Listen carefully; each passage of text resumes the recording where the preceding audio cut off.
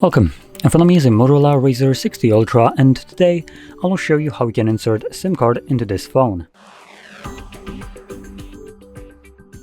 So before you get started, you will want to grab a SIM eject tool similar to this one, which will come provided with the device in the box, but if you can't find it, you can use a paperclip, straighten out one of the ends, and it should work just as well.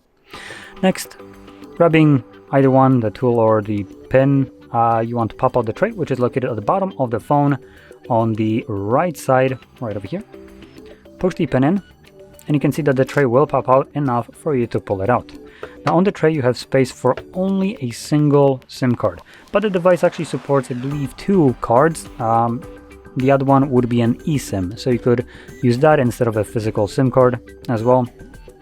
Once you have your card on the tray though, you would want to pop it back into your phone, and it should start working right away, hence why it's popping up with the SIM card pin. So when I confirm that unlocks my SIM card, and that's it. So, if you found this very helpful, don't forget to hit like, subscribe, and thanks for watching.